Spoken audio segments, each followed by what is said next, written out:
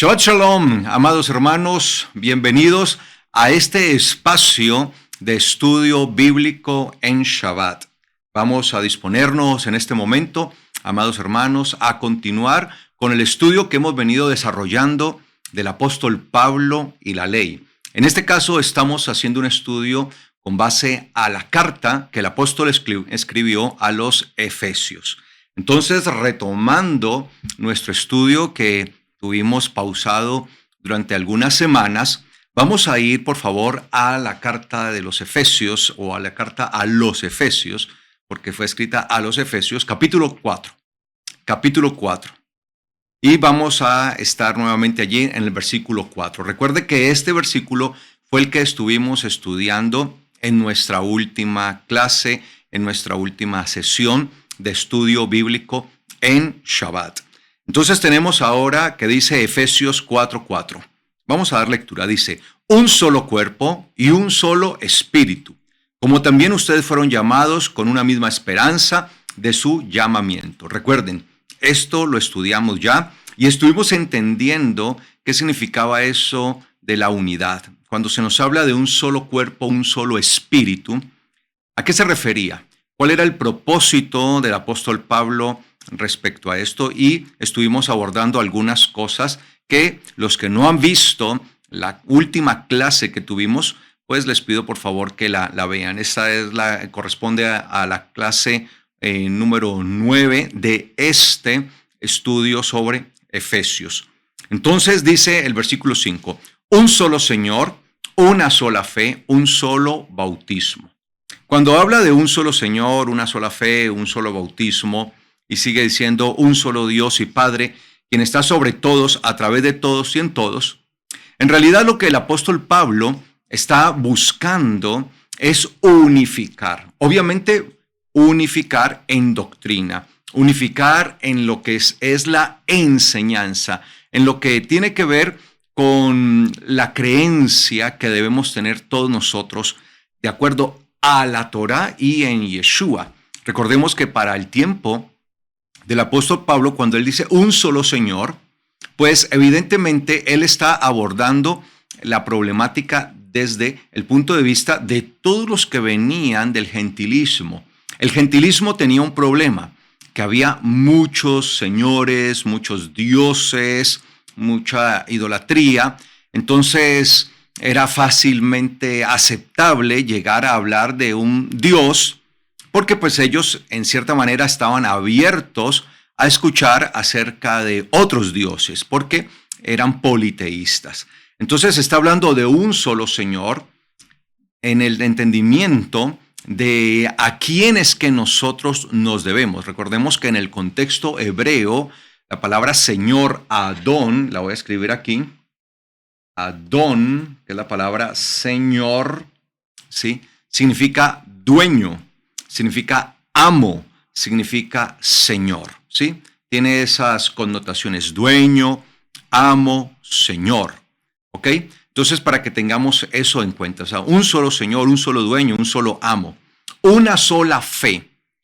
Obviamente había muchos tipos de confesiones en aquel tiempo, no solamente entre los gentiles o los que venían del gentilismo, sino también del judaísmo. El judaísmo en aquel tiempo no es como el judaísmo de hoy. El judaísmo de hoy está más centrado en lo que era el fariseísmo.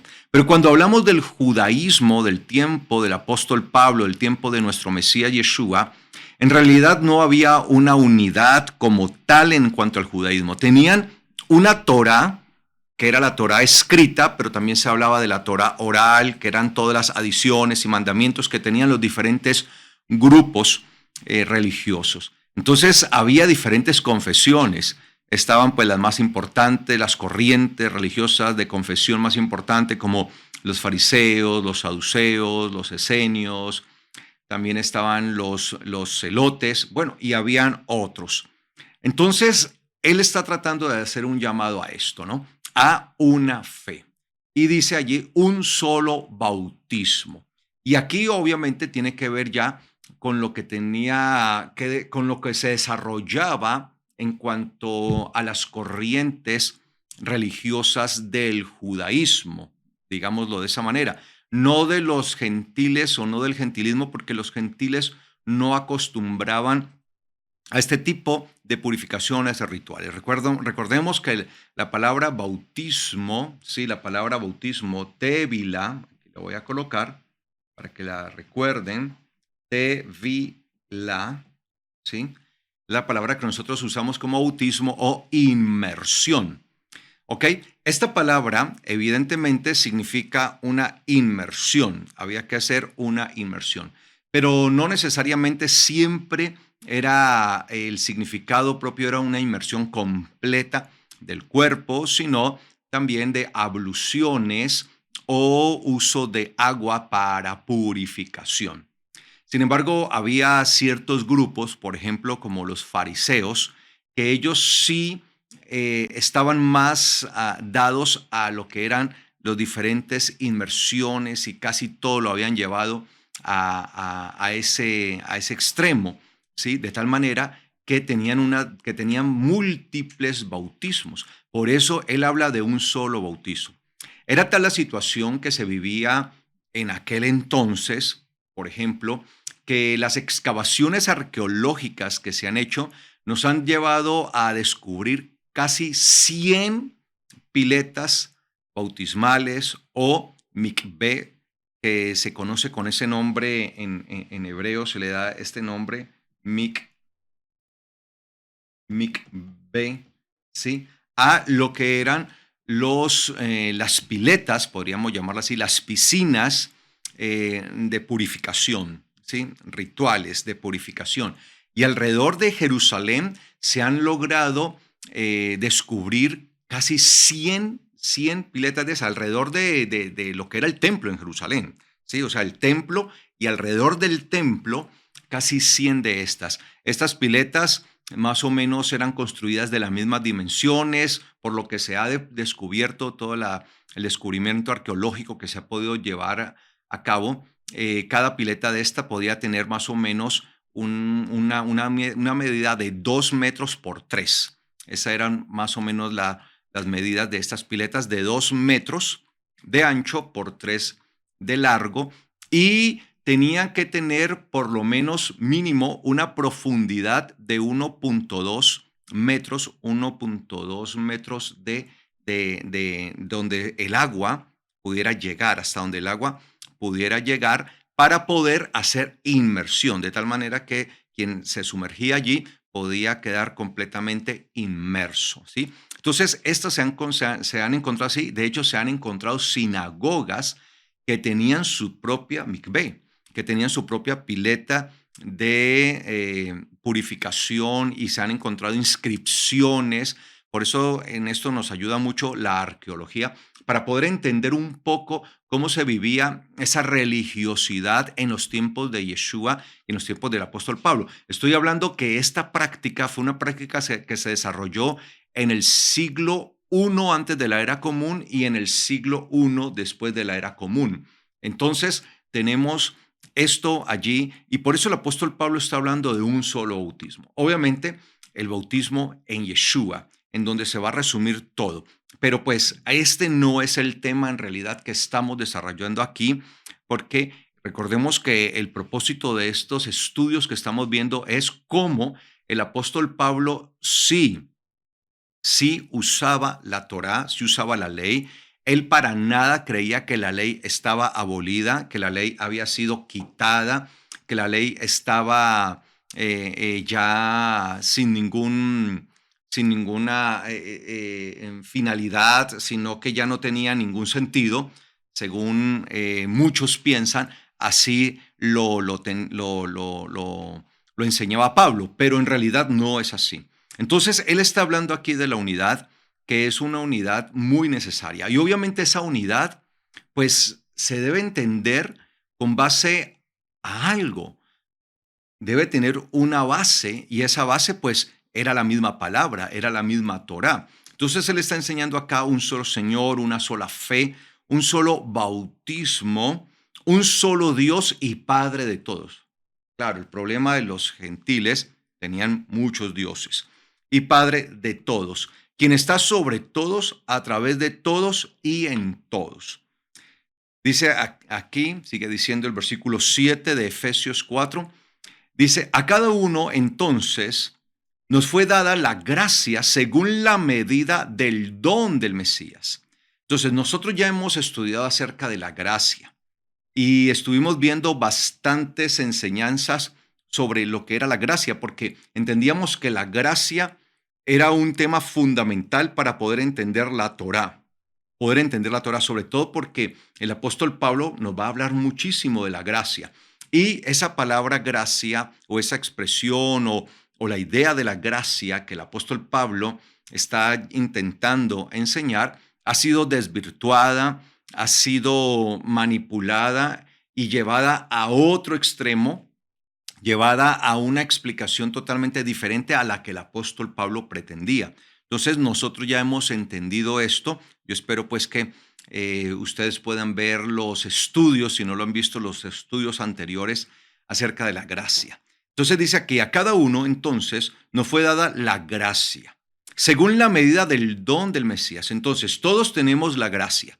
Y la gracia que cada uno de nosotros tenemos es no según la medida de un hombre, porque la gracia no se da con base a la medida de un hombre o de un ser humano, sino a la medida del don del Mesías. Entonces, la gracia viene a través del Mesías, como ya lo entendimos en su momento, y esa medida no es conforme a un hombre, sino que es conforme a la medida del don del Mesías. O sea, que es una medida suprema, es una medida superior, es una medida superlativa, y de esa gracia es que todos nosotros disfrutamos. Y sigue diciendo el versículo 8, y esto está dicho. Él va a declarar lo que está dicho, lo que fue escrito. Y aquí vamos a centrarnos precisamente para poder entender lo que el apóstol Pablo quiere decir. Y eso está dicho. Y esto está dicho. Subiendo a lo alto. ¿Qué es lo que está dicho? Y esto está dicho. Subiendo a lo alto, tomó cautiva la cautividad y dio dones a los hombres. Subiendo a lo alto, tomó cautiva la cautividad y dio dones a los hombres. Entonces, el apóstol Pablo está hablando acerca de la unidad. La unidad. Y en esta unidad, amados hermanos, él después de estar hablando de que nosotros debemos tener un solo Dios, un solo Señor, una sola fe, un solo bautismo, ¿sí? Nos refiere a la gracia que nos ha sido dada conforme al don del Mesías, ¿sí? Ese don que nos ha sido dado a través del Mesías. E inmediatamente, observen ustedes que de manera inmediata, cuando habla de la medida de la gracia según la medida del don del Mesías, inmediatamente él cita un texto. Subiendo a lo alto, tomó cautiva la cautividad y dio a los dones, y dio dones a los hombres. Es decir, Pablo está respaldando lo que él está diciendo con base bíblica, con lo que dice la palabra, con lo que dice la escritura. Entonces Pablo va a declarar una escritura que la vamos a encontrar en el libro de los Salmos. Y es necesario que nosotros vayamos y analicemos la escritura que está allí. La escritura que está dada en el libro de los Salmos. ¿Y por qué es necesario que nosotros la analicemos? Porque allí vamos a encontrar realmente qué es lo que el apóstol quiso decir. ¿Por qué el apóstol dice, y esto está dicho? ¿Qué es lo que está dicho? Esto está dicho. Subiendo a lo alto, tomó cautiva la cautividad y dio dones a los hombres.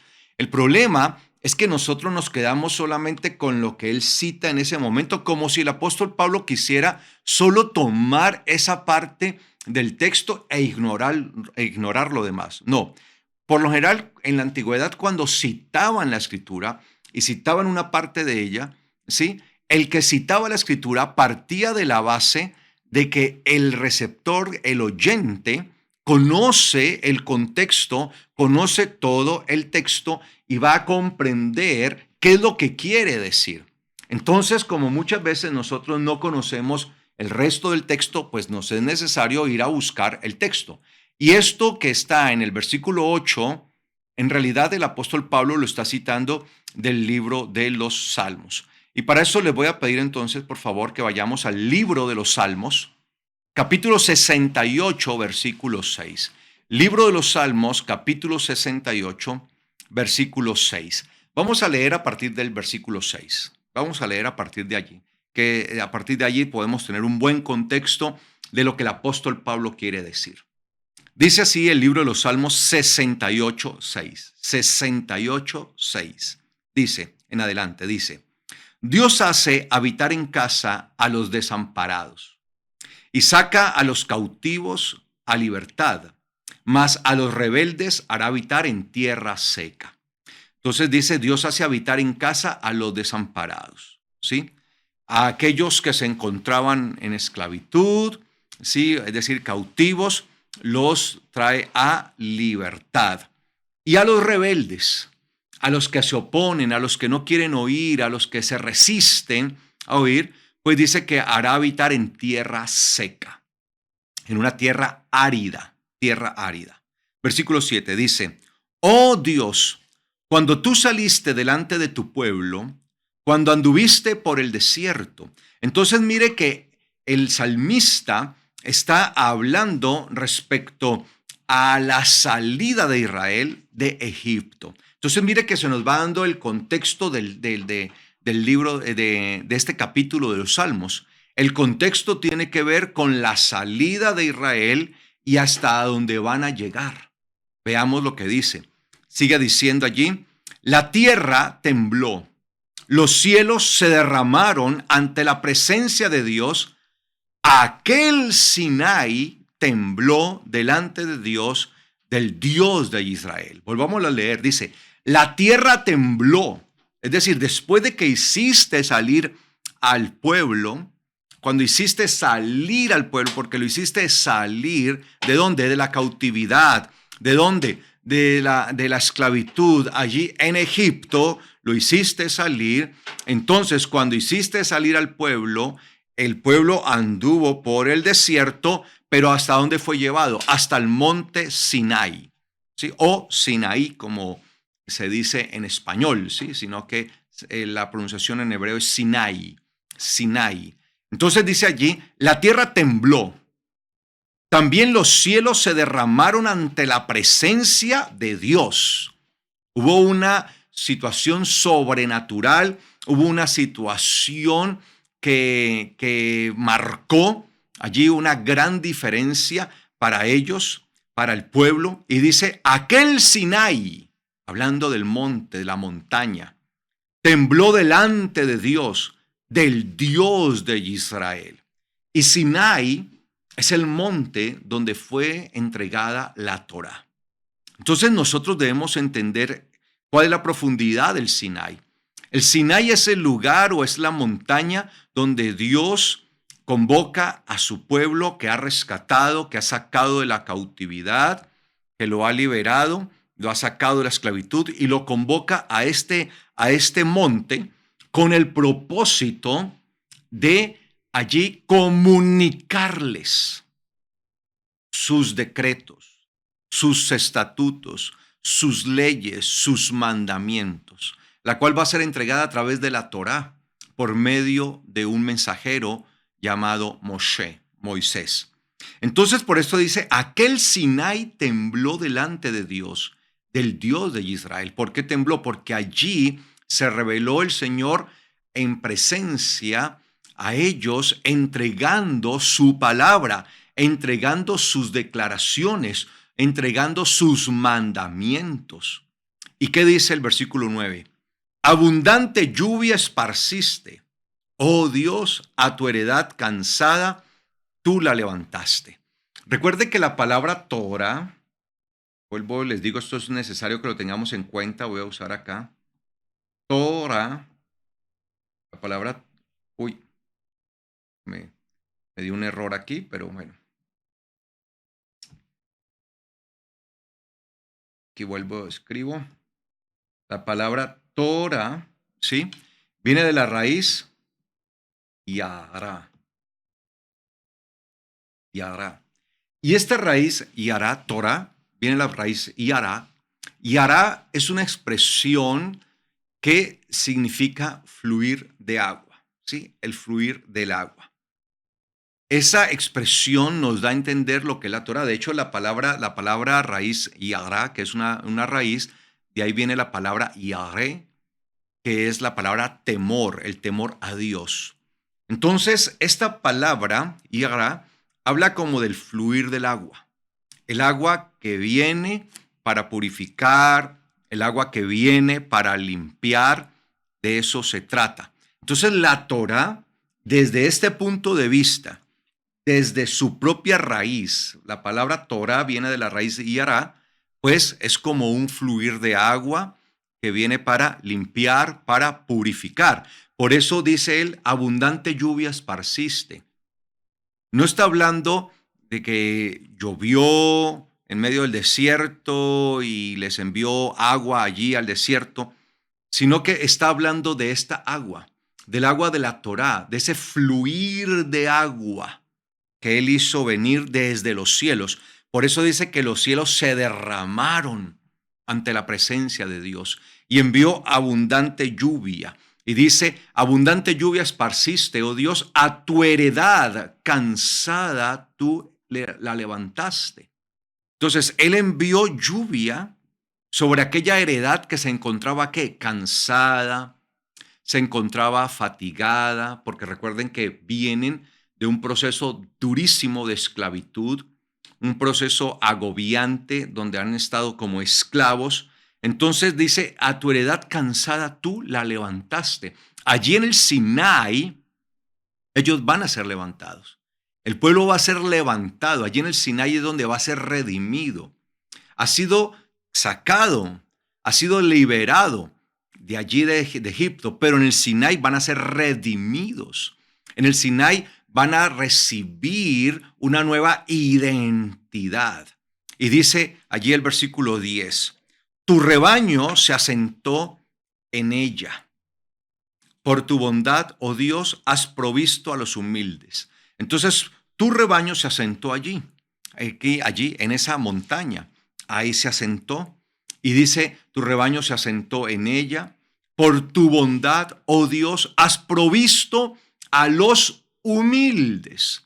Ahora, la provisión de Dios que Él va a enviar va a recaer sobre los humildes, es decir, va a ser recibida realmente por los humildes. Entonces la Torah es como una lluvia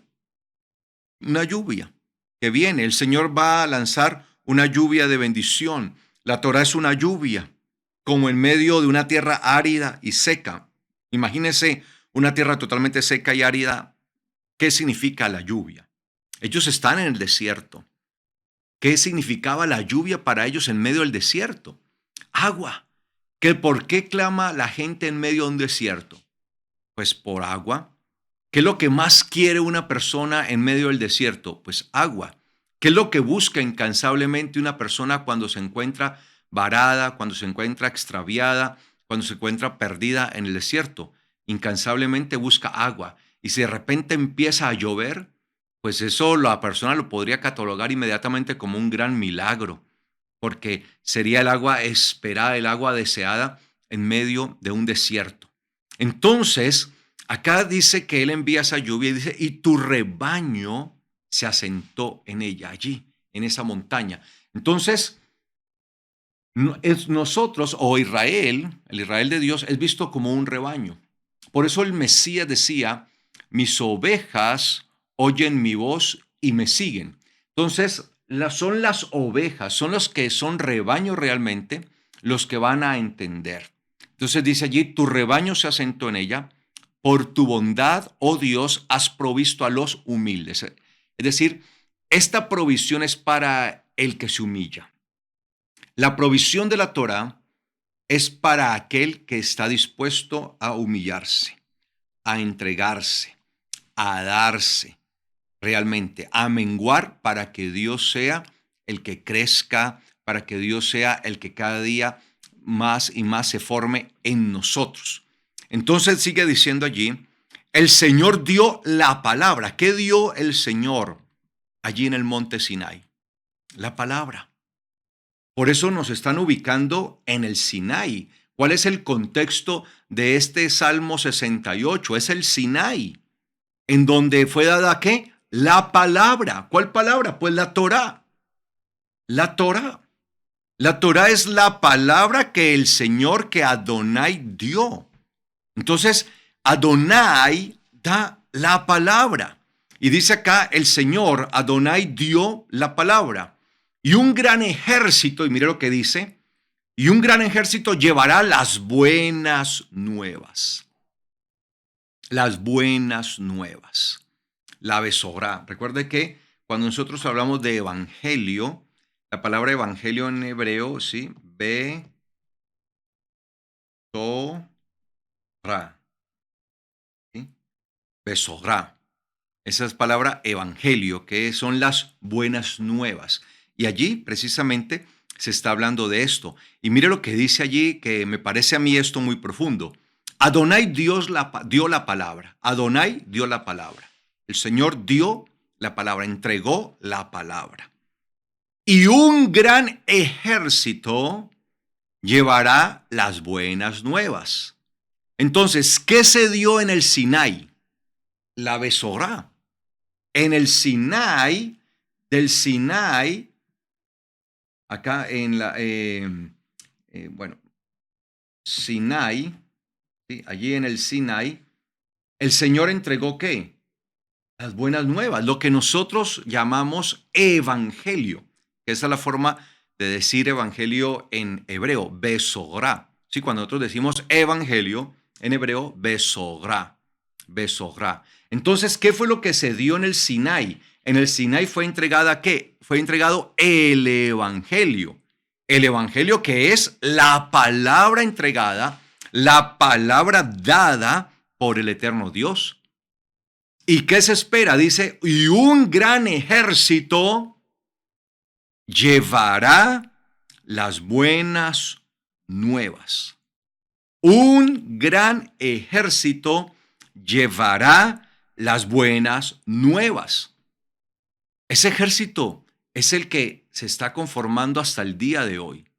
Es el Israel de Dios, el Israel. Ese Israel, ese pueblo que debe avanzar como un ejército que lleva las buenas nuevas. Y no es de extrañar que se use la palabra ejército, un gran ejército, un abundante. De hecho, en el texto hebreo dice un abundante ejército. ¿Sí? Un abundante ejército llevará las buenas nuevas. Y se usa la palabra ejército, haciendo referencia a lo militar, haciendo referencia a la milicia. Recordemos que nosotros ya vimos esto, ¿sí? Lo del evangelio, cuando hablamos del evangelion. ¿Lo recuerdan en clases pasadas? Y si no, pues espero que vean las clases anteriores cuando hablábamos de lo que era el evangelio, que eran las buenas nuevas. Y rápidamente les recuerdo que el evangelio eran las buenas nuevas, las buenas noticias, las noticias de esperanza o las palabras de esperanza que un poderoso rey, un poderoso emperador enviaba a los diferentes pueblos que le reconocieran como rey, como emperador. Entonces, cuando un pueblo reconocía a X o Y emperador como su rey, pues ese pueblo disfrutaba de las cosas buenas de ese reino. Entonces, a través de un mensajero o de unos mensajeros, a los diferentes pueblos se les enviaba a decir que el rey tal les envía buenas nuevas, les envía a decir que si le reconocen como rey, entonces ustedes recibirán beneficios y habrá beneficios de aquí y allá y se les dará una serie de beneficios. Esas eran las buenas nuevas. Pero por lo general estos mensajeros iban, ¿sí?, acompañados de los ejércitos poderosos, porque eso es lo que comúnmente hacían, ¿sí? Ir con ejércitos que realmente como demostraran el poderío, demostraran el poder que tenían los ejércitos, que tenían todos estos reyes, perdón. ¿sí? El poderío que tenían los reyes. Esto es lo que nosotros debemos comprender, debemos entender. Entonces, por eso dice un gran ejército. Porque es que la Besorá, que es el evangelio, era llevado por los ejércitos. ¿Sí? Es que los ejércitos acompañaban a los mensajeros que iban de parte del rey para garantizar que los pueblos entendieran, ¿sí?, cuál era la calidad y cuál era el poderío del rey, quien los enviaba. Entonces, por eso dice, un abundante ejército llevará las buenas nuevas, un gran ejército llevará las buenas nuevas. O sea, nosotros somos como ese ejército que estamos llevando y que debemos llevar las buenas nuevas, el evangelio, la besorá, que es la palabra de Dios. ¿Cuál palabra? Lo que dice el versículo 11, el Señor dio la palabra. ¿Cuál palabra? La que nos viene diciendo, ¿en dónde? En el Sinaí, en el monte Sinaí. Entonces, por eso nosotros debemos entender que la Torá es la palabra dada por Dios en el Sinaí. Esa es la Torá. Entonces, ¿qué es la Torá? La Torá es la palabra dada por el eterno Dios en el Sinaí. ¿Y qué se espera? Que un poderoso, un gran ejército, un abundante ejército sea el encargado de llevar todas esas buenas nuevas. Es decir, que la Torá debe ser entregada, la Torá debe ser compartida, la Torá debe ser llevada a todos los pueblos. Y dice el versículo 12, huirán reyes de ejércitos y la morada de la casa se repartirá el botín. Y la moradora de la casa se repartirá el botín. Entonces mire cómo acá se va viendo esto, ¿no? Huirán reyes de ejércitos y la moradora de la casa. Entonces, ¿quién es la que mora en la casa? Porque hay una herencia. Se nos habla de una herencia, esa casa, pues la casa celestial. La moradora somos nosotros, la acción celestial. Esa Israel de Dios, la Israel de Dios, el pueblo que Él está levantando para su gloria, para su honra, para su alabanza. Y dice que la moradora de la casa, ¿sí?, es la que repartirá el botín, es la que tendrá el botín para sí. Entonces, esto es lo que nosotros debemos entender. Entonces, mire que se hace todo un panorama en cuanto al Sinaí y lo que allí aconteció y después lo que vendría, ¿sí? Como la palabra que un día fue dada allí en el Sinaí, que es la Torá, esa palabra luego iba a ser llevada por un abundante, un gran ejército que era el que le iba a llevar como la Besorá, como las buenas nuevas, el Evangelio. Entonces, cuando nosotros hablamos del Evangelio, tenemos que remitirnos al Evangelio desde el Sinaí. Así va a estar el Evangelio completo. Muchos creen que el Evangelio empieza a partir de Yeshua. Yeshua, nuestro Mesías, lo que viene es a confirmar ese Evangelio que había sido dado ya en el Sinaí. Allí en el Sinaí había sido entregada la palabra. El Evangelio ahora correspondía que se levantara un gran ejército, un ejército abundante para llevar esas buenas nuevas, ese Evangelio que fue dado en el Sinaí. No podemos detenernos. Entonces, por eso cuando Yeshua viene, Él no viene a traer un nuevo evangelio, un evangelio diferente, y por eso es que el apóstol Pablo, como lo vamos a ver luego cuando estudiemos, ¿sí?, en algún otro momento la carta a los Gálatas, ¿sí?, él habla precisamente sobre un evangelio diferente, un evangelio que otros están predicando de manera diferente, pero no es que haya otro evangelio, dice el apóstol Pablo, sino que hay algunos que lo pretenden pervertir. Pero el evangelio es uno, por lo menos el evangelio que fue dado en el Sinaí. Necesitamos hablar de cuál evangelio, el evangelio del Sinaí. Y por eso cuando Yeshua vino, Él no viene a abolir la Torá, Él no viene a abolir ese evangelio, esa palabra que fue dada en el Sinaí. Por eso Él dice, yo no vine a abolir, ¿sí? Yo no vine a derribar la Torá, antes vine a darle cumplimiento.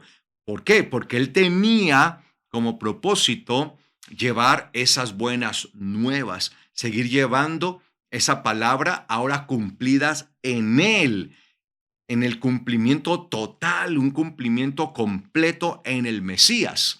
Entonces, por eso dice allí, huirán reyes de ejércitos y la moradora de la casa, es decir, la que permanece en la casa, la que es la heredera legítima, ¿sí? Se repartirá el botín.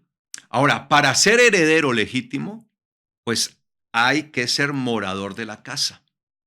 Si nosotros no estamos morando en la casa del Señor, la casa, la habitación de Él, pues no seremos partícipes del botín, no seremos partícipes de la bendición.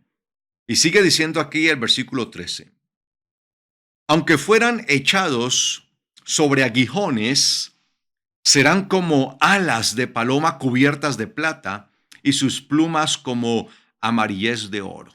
Entonces dice que aunque sean echados sobre aguijones, sus plumas estarán ¿qué? Duras, fuertes como la plata y como el oro. ¿Sí? Entonces no podrán ser aguijoneados. No podrán ser aguijoneados. ¿Por qué? Porque estarán protegidos de alguna manera. ¿Sí? Se le compara con esta comparación que hace allí como alas de paloma cubiertas de plata o de oro, ¿sí? O sus plumas. Entonces, obviamente, cuando vemos nosotros las alas de una paloma, las plumas de una paloma, pues parecen muy delicadas. Y tal vez el mundo nos pueda ver de esa manera, ¿no? Como muy delicados, como una paloma, algo fácil de destruir. Y por eso el mundo siempre de alguna manera va a querer perseguirnos y va a querer destruirnos, porque aparentemente somos vistos como frágiles, como palomas. Pero lo que no saben es que estamos recubiertos de plata y de oro. Pues de manera así, ilustrativa, ¿no?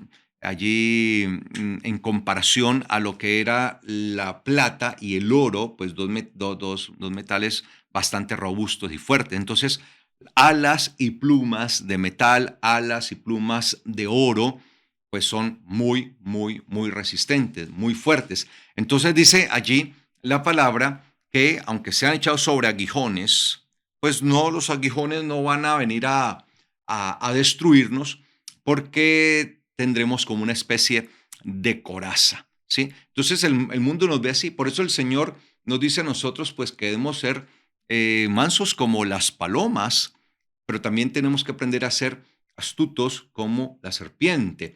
Es decir, nuestra docilidad, ¿sí? Debe ser la docilidad de una paloma. Una paloma es muy dócil. Una paloma es un animal que fácilmente es domesticable, es muy dócil, no representa mayor agresividad. Sin embargo, el Señor nos dice pues que nosotros sí tenemos que aprender a tener una astucia tal como la serpiente, de tal manera que la serpiente no nos termine engañando. Entonces, nuestra mansedumbre sí debe ser como palomas, de tal manera que seamos dóciles para ser enseñados, dóciles para ser instruidos, pero también con la astucia, ¿sí? O el entendimiento o el conocimiento de saber que el mundo es un mundo astuto y de alguna manera nos quiere a nosotros hacer caer, que caigamos en tentación, y por eso muchas veces algunos caen porque se dejan llevar de la astucia del mundo y no son más astutos que el mundo. Nosotros tenemos que aprender a ser más astutos que el mundo, más astutos que la serpiente. Entonces sigue diciendo aquí, cuando esparció el Omnipotente los reyes allí, fue como si hubiese nevado en el monte Salmón. Y sigue diciendo acá, monte de Dios. Es el monte de Dios es monte de abundancia. En algunas Biblias no aparece así como le estoy traduciendo, pero yo le estoy traduciendo de la mejor manera, ¿sí? Monte de Dios es el monte de Dios es monte de abundancia. Recuerde, ¿cuál es el monte de Dios o cuál es la montaña de Dios? Sí, el Sinai, ¿sí? Sinai. Esa es la montaña o el monte. ¿Por qué? Porque fue elegido para entregar allí la Torá. Entonces dice que el monte o la montaña de Dios es una montaña de abundancia. La palabra que allí traducimos, de hecho, en los escritos, por lo general, en todos los escritos hebreos, traducen así como abundancia, la palabra que aparece como basán o en hebreo bashan, ¿sí? Bashan es abundancia. Entonces, por eso les traduzco como abundancia, que el monte de Dios, entonces, ¿qué es el monte de Dios? El monte de Dios, Sinai, es un monte ¿de qué? De abundancia. ¿Por qué de abundancia? Porque allí fue entregada la Torá. Allí fue entregada en toda su plenitud, sin reserva, fue entregada totalmente. Entonces dice, el monte de Dios es un monte de abundancia. Es el monte alto de abundancia, vuelve y lo dice, es el monte alto de abundancia. Versículo 16. ¿Por qué están celosos, oh montes altos? Si es el monte que deseó Dios para su morada, ¿por qué están celosos, oh montes altos? Si es el monte que Dios deseó para su morada, ciertamente Yahweh habitará en él para siempre. Entonces, allí se está comparando, se dice, ¿por qué los demás montes están celosos? Ahora, recordemos que esto también tiene que ver con lo que sucedía en la antigüedad. En la antigüedad, las naciones, los pueblos, acostumbraban a vivir rodeados de ciertos montes, de ciertas montañas. Estos montes o montañas garantizaban que desde ellos descendieran aguas. ¿Sí? Por lo general esa era la función de las montañas. Entonces desde allá descendían muchas aguas que rodeaban los valles. Entonces los pueblos, las naciones, tenían la tendencia a que a donde habitaban, la región en la que habitaban, ¿sí? Allí, dependiendo de los montes por los que estaban rodeados, esos montes eran dedicados a sus ídolos, a sus dioses. En lo más alto de esos montes, en lo más alto de esas montañas, comúnmente colocaban los altares a los dioses de ellos, ¿sí? Y desde allí adoraban. De hecho, cuando una persona estaba en una necesidad, estaba en una aflicción y necesitaba la respuesta, entonces por lo general, ¿qué hacían ellos? Levantaban sus ojos a esos montes para pedir socorro, para pedir ayuda, para pedir auxilio, y pedían a sus dioses que tenían allí representados en algunos altares que construían en esos montes, y alzaban sus ojos a esos montes y miraban a esos montes y pedían allí a sus dioses que enviaran ayuda. Por eso el salmista dice, ¿no? ¿Alzaré yo mis ojos a los montes? ¿Acaso de allí vendrá mi socorro? Mi socorro viene de Yahweh, que hizo los cielos y la tierra. Por eso él hace esa pregunta de lo que acostumbraban a hacer los hombres en la antigüedad. Levantar su mirada hacia estos montes donde tenían sus altares a sus dioses, y desde allá abajo, desde el valle, rogaban a sus dioses por ayuda, y viendo hacia el monte, viendo hacia la montaña. Entonces, como hay una comparación del Sinai con las demás montañas, en pocas palabras, en el Sinai el mismo eterno Dios levantó un altar en honor a él a través de su palabra, pero pues no se espera que la gente vaya a adorar en el Sinai, ni que vaya a pedir nada al Sinai, sino que allí va a quedar la constancia de que desde allí el Señor enviaba su palabra. Ahora, era un monte que se encontraba precisamente en medio de una tierra difícil, una tierra árida, una tierra desértica, una tierra donde no había abundancia, y por eso los pueblos lo que buscaban era tierras abundantes, tierras fértiles, y ahí no lo había. Y desde allí, desde un monte enclavado en el desierto, desde allí el Señor iba a levantar un pueblo fértil, un pueblo bendito, un pueblo poderoso, un pueblo con identidad, un pueblo glorioso. O sea, iba a haber un milagro.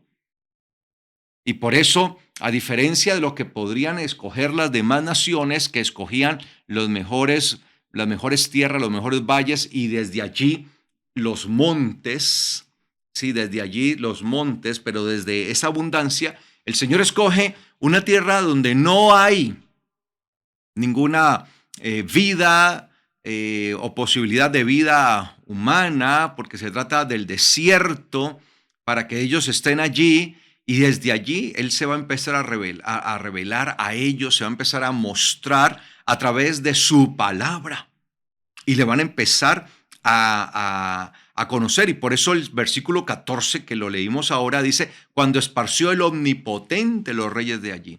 Sí, el omnipotente, el todopoderoso. Allí ellos van a conocer al todopoderoso, al Dios único, al Dios verdadero, al que todo lo puede y que no hay nada imposible para él. Y dice el versículo entonces, allí el versículo 16, ¿por qué están celosos, oh montes altos? O sea, como si le estuviera hablando al resto de las montañas o montes donde estaban los altares de los dioses, como si ellos estuvieran celosos. ¿Sí? Es una figura literaria que él está usando allí, ¿no? Una forma literaria, ¿sí? De hacer ver como si los montes estuvieran celosos del monte Sinai, ¿sí? Si es el monte que deseó Dios para su morada. Y cuando dice que deseó Dios para su morada, no es que él viva allí, sino porque allí va a hacer descender su palabra.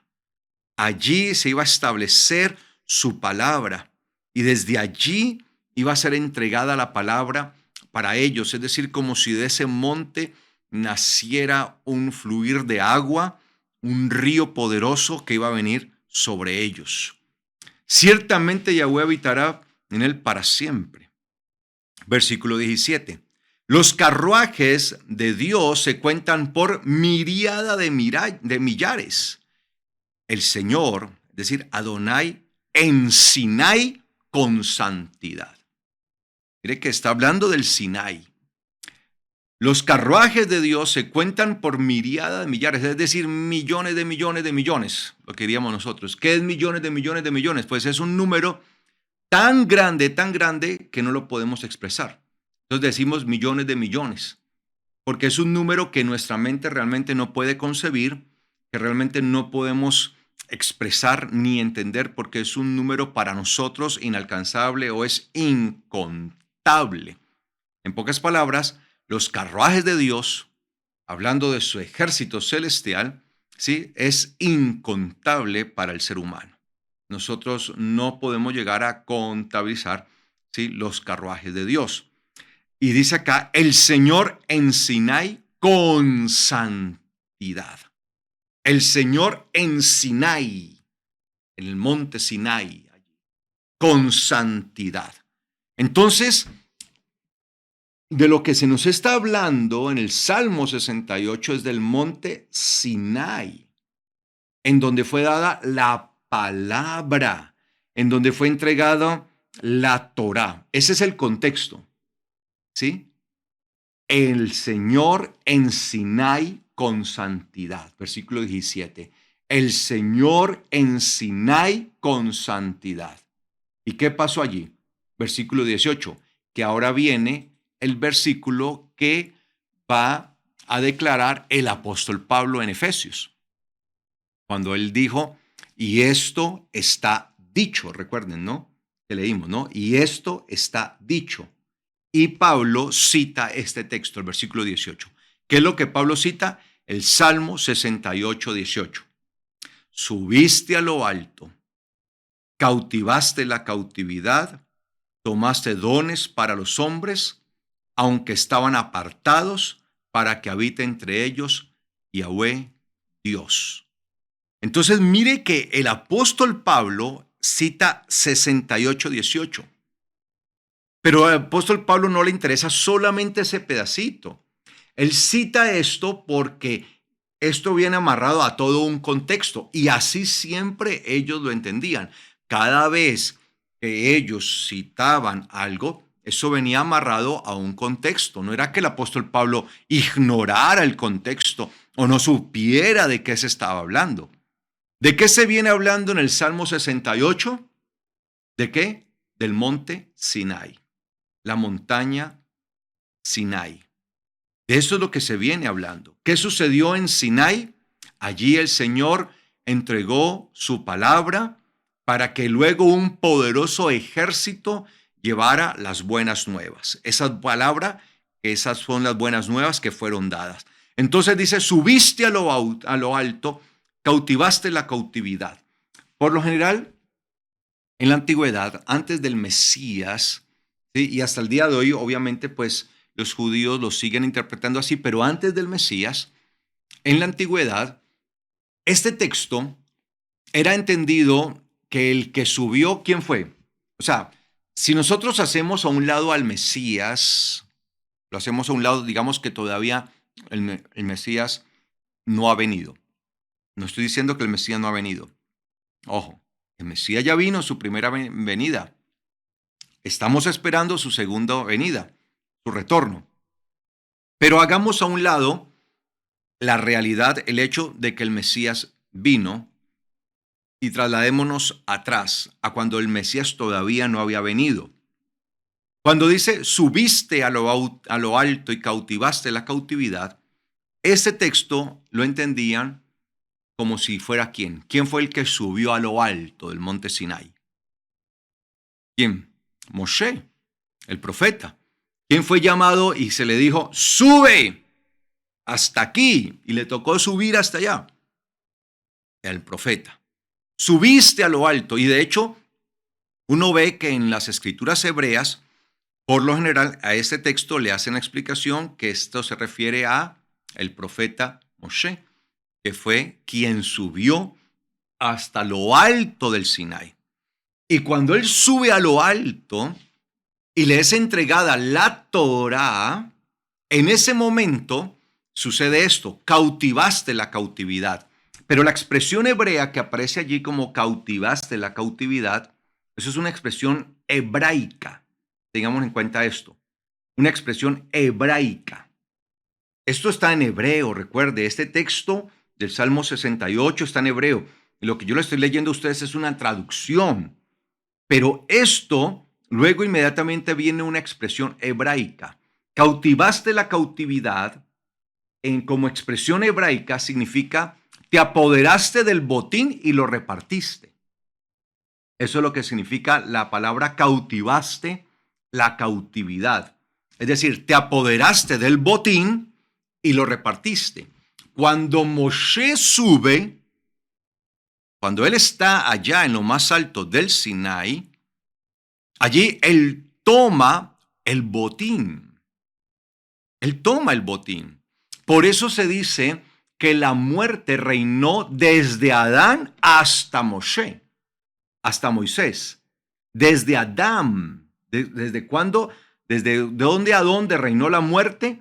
Desde Adán hasta Moisés. Mire que no dice que la muerte reinó desde Adán hasta Yeshua, sino desde Adán hasta Moshe. Lo dice el apóstol Pablo. El apóstol Pablo enseña esto.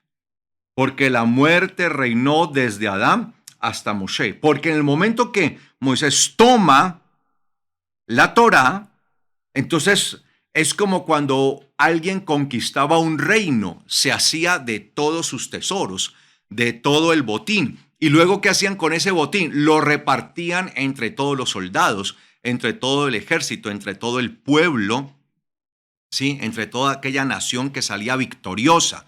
La nación que vencía se quedaba con el botín. Entonces, cuando dice, cautivaste la cautividad, es como que Moshe sube, al tomar la Torá, derrota a la muerte, porque la muerte se produce como consecuencia del pecado, y la Torá viene a descubrir el pecado, que es lo que da a luz la muerte. Entonces, se ve a Moshe como si él se apoderara del botín de la muerte al tomar la Torá que da vida. Entonces él se apodera de ese botín y él luego va a descender ¿a qué? A repartirlo, a darlo al pueblo. Entonces subiste a lo alto, cautivaste la cautividad. Pero obviamente, como enseñó el Mesías, todo lo que Moshe y todo lo que los profetas escribieron en la antigüedad, se escribió acerca de ¿quién? Del Mesías. Entonces nosotros sabemos que sí, en cierta manera, este texto cuando dice subiste a lo alto se está refiriendo a Moshe. Pero ¿quién era Moshe? Una figura ¿de quién? Del Mesías. Una representación. No estoy diciendo que el profeta Moisés, el profeta Moshe era el Mesías. Estoy hablando de que era una representación del Mesías. Entonces él va a representar al Mesías. ¿Qué es lo que realmente hizo el Mesías? Entonces subiste a lo alto, cautivaste la cautividad, tomaste dones para los hombres. Cuando estuvo allá arriba, tomó dones para los hombres, ¿sí? Y dice allí, tomaste dones para los hombres, y dice el texto hebreo así. Escuche bien cómo le estoy traduciendo el texto. Tomaste dones para los hombres, y aunque estaban apartados, porque así dice el texto hebreo, y aunque estaban, ¿cómo estaban los hombres? Apartados, y aunque estaban apartados, dice, aunque estaban apartados, tomaste dones para los hombres, aunque estaban apartados, para que habite entre ellos Yahweh Dios. ¿Cuál fue el propósito de dar la Torá? ¿Cuál fue el propósito? Realmente que ésta fuera repartida en medio de los dones, en medio de los hombres, que aunque estaban apartados, porque el hombre estaba apartado de Dios, pudiera Yahweh habitar entre ellos. Entonces, aquí, amados hermanos, vamos a tener una clave bastante poderosa. Y por eso dice el versículo 19, bendito es el Señor, bendito es Adonai, que cada día nos colma de beneficios el Dios de nuestra salvación. Entonces, este es el contexto en el que el apóstol Pablo está hablando lo que dice allí Efesios capítulo 4. Si nosotros retornamos allí a Efesios capítulo 4, donde estábamos ahora, versículo 8, versículo 7, leamos versículo 7, Efesios 4, 7 dice, a cada uno entonces nos fue dada la gracia según la medida del don del Mesías. Entonces ya ahorita vamos a hablar del Mesías. Y esto está dicho, esto está declarado. ¿Qué es lo que está declarado? Subiendo a lo alto, tomó cautiva la cautividad y dio dones a los hombres. Obviamente esto está hablando ahora del Mesías. Entonces el Mesías es el que hace esto, subiendo a lo alto, pero esto va en relación a lo sucedido en el Sinaí. En el Sinaí fue entregada la palabra, fue dada la Torá, que iba a ser dada como un don para los hombres. Ese es el don, esa es la bendición, esa es la medida, ese es el don del Mesías. Y por eso el apóstol Pablo trae a colación y trae a cuentas lo que está escrito en el libro de los Salmos, subiendo a lo alto. Tomó cautiva la cautividad, es decir, tomó el botín, el Mesías. ¿Cuál es el botín? Pues la palabra de Dios. ¿Quién la toma ahora? ¿Moisés? ¿Moshe? El Mesías, Yeshua. Él es el que ahora la toma, es el que ahora la tiene, él es ahora el representante total de la palabra. Tomó cautiva la cautividad. Recuerde que les dije que esto era una expresión hebraica que significaba tomar botín para repartir. Tomar cautiva la cautividad significa tomar un botín que se gana para repartirlo. Entonces el Mesías sube a lo alto y él toma ese botín que ha sido dado para siempre, que es la Torá, que es la palabra, y la entrega, y por medio de ella entrega dones a los hombres, que recuerden, como dice el Salmo, que aunque estaban, ¿sí?, apartados, aunque estaban apartados, lo dice el libro de los Salmos, Yahweh habitará en medio de ellos. Que aunque estén apartados, Yahweh habitará en medio de ellos, porque el propósito es ese, es decir, que el eterno Dios habita en medio de los hombres a través de su palabra, a través de su Torah. Por eso ningún hombre podrá tener el día de mañana excusa.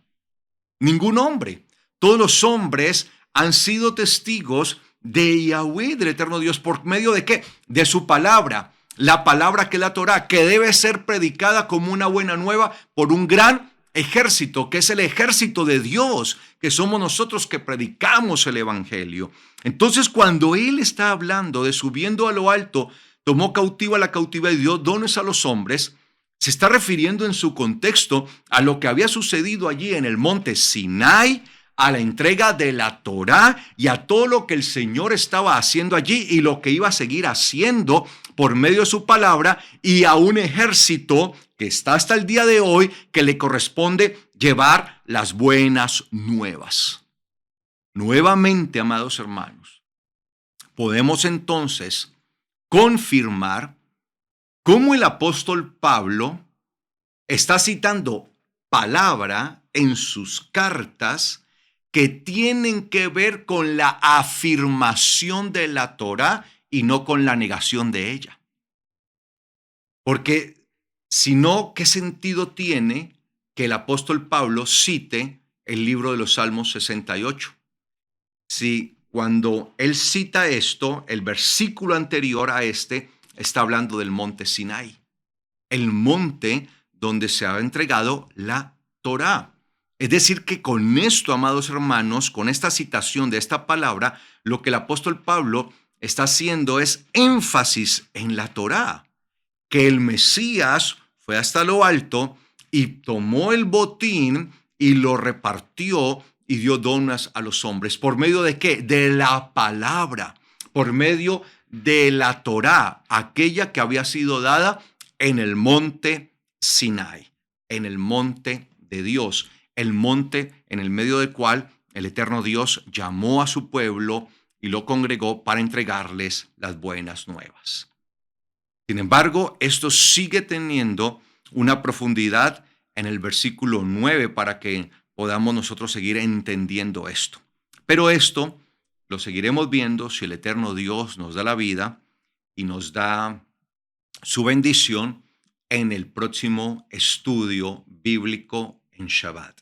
No se pierdan, amados hermanos, cada enseñanza de estudio bíblico en Shabbat. Espero que todos aprovechen este espacio y se edifiquen en la palabra. Si es necesario, vea una y otra vez todo esto. No se olvide visitar nuestra página web www.palabraVerdadera.org.co. Si este video es de bendición para su vida, si esta enseñanza ha dado entendimiento a su ser, entonces le pido por favor que le dé me gusta y la comparta en las diferentes redes sociales que usted tenga. Muchas bendiciones a todos ustedes, amada familia. Nos vemos en un próximo episodio, en un próximo espacio de estudio bíblico en Shabbat. Shalom para todos.